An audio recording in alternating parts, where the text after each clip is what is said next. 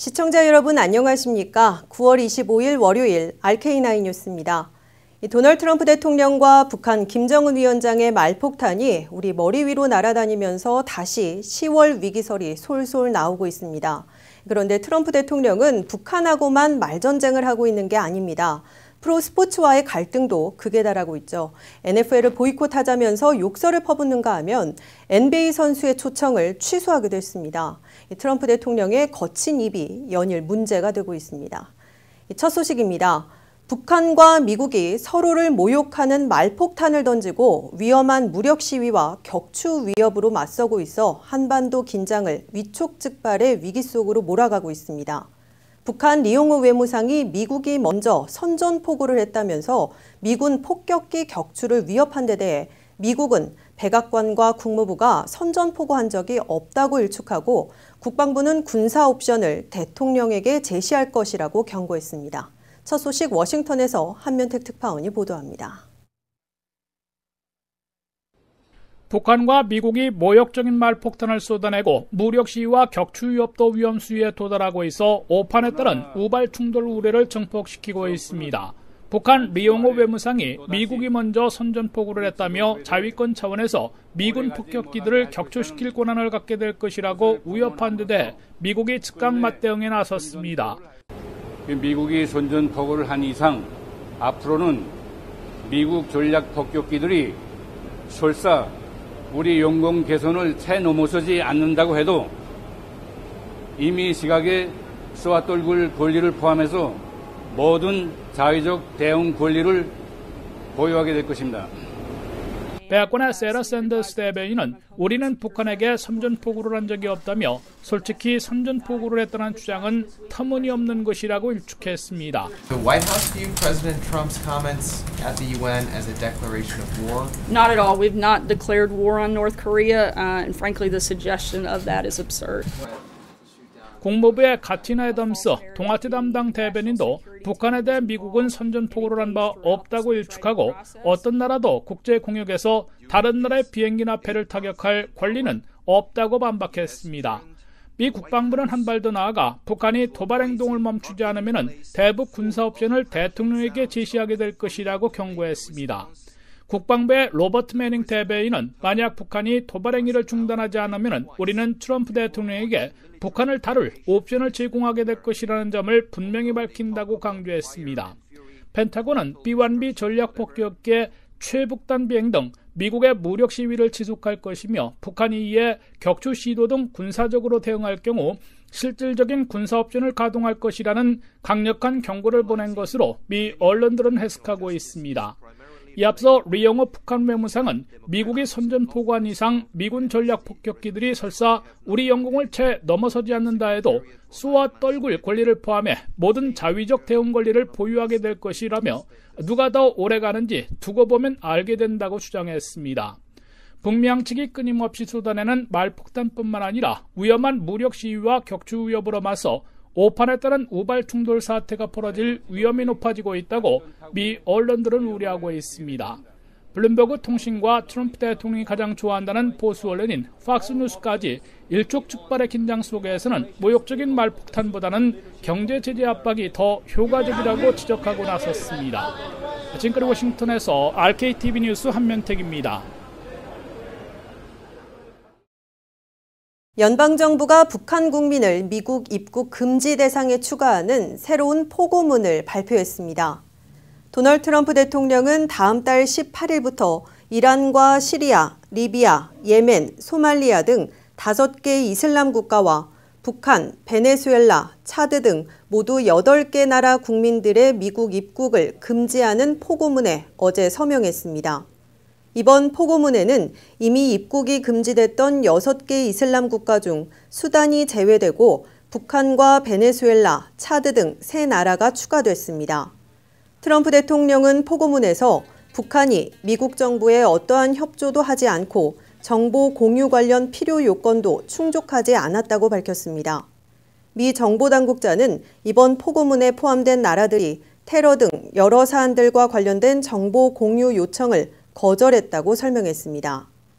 이번 결정은 기존 무슬림 6개국 국민의 입국을 90일간 제한했던 행정명령이 만료됨에 따라 이뤄졌습니다. 도널드 트럼프 대통령이 이번엔 NFL과 NBA 등 미국 최고의 스포츠계와 때 아닌 애국심 논쟁으로 전면전을 벌이고 있습니다.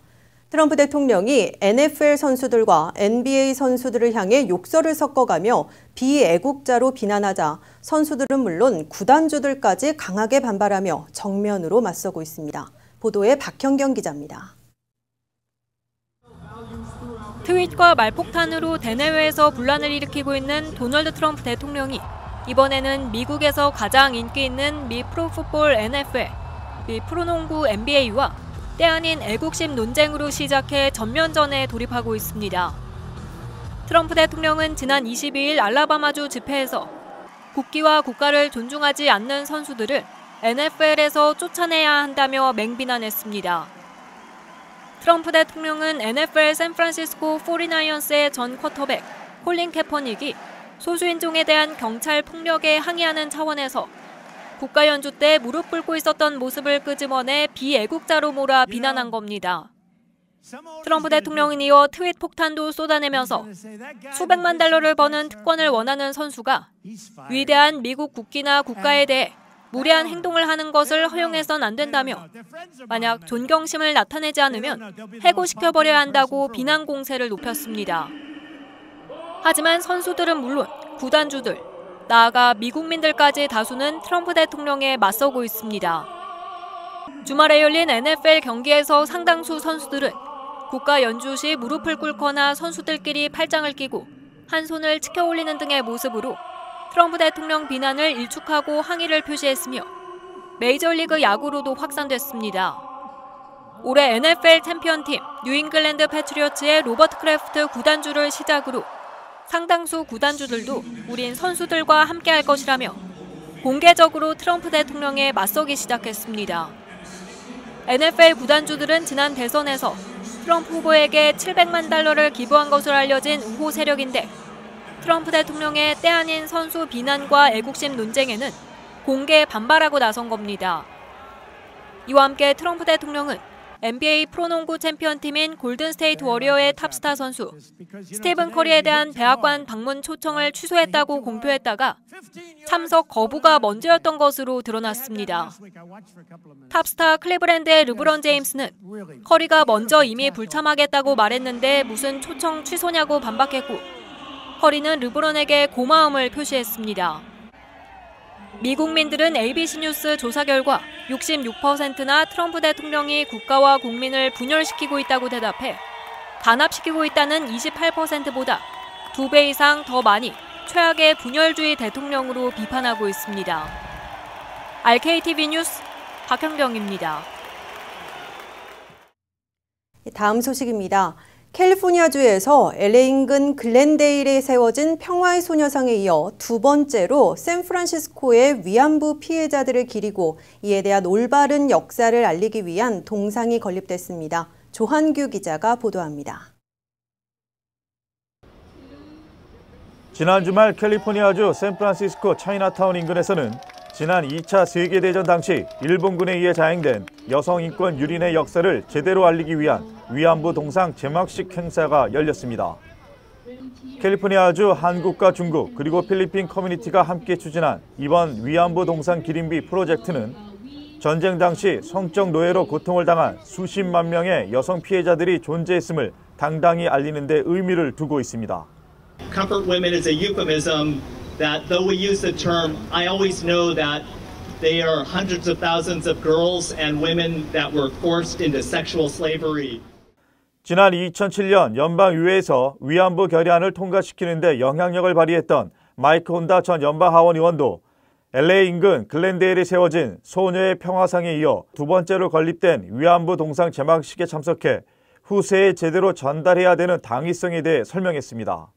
History facts that we don't teach in this country. For those reasons, this memorial, this effort, this movement, and the voices in the message that our harmony, the grandmothers, the victims of sexual slavery, it's important that their voices be heard and we amplify them.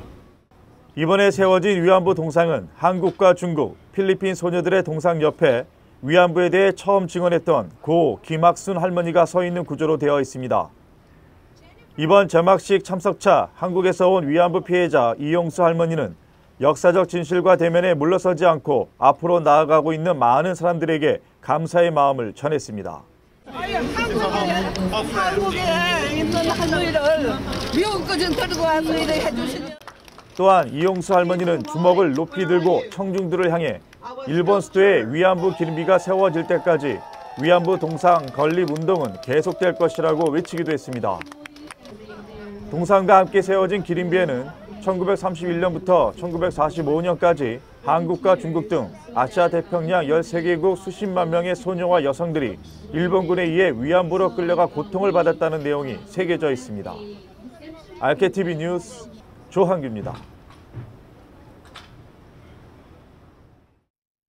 한편 일본 오사카시는 최근 샌프란시스코시에 일본군 위안부 피해자 기림비가 세워진 데 대한 항의 표시로서 샌프란시스코 측과의 자매결연 관계를 끊을 수도 있다고 경고하고 나섰습니다. 이를 알고 한인 커뮤니티 또 대응해야겠죠. 이 위안부 할머니들의 한맺힌 외침 속에 진심 어린 사과를 받고 이제는 그들을 용서하고 싶다는 마음이 있을 겁니다. 일본 정부는 이제 억지 그만 부리고 이미 80이 훌쩍 넘으신 할머니들에게 직접 용서를 받을 수 있는 시간이 그리 많지 않다는 사실부터 깨달았으면 좋겠습니다. RK9 뉴스 잠시 후에 계속됩니다.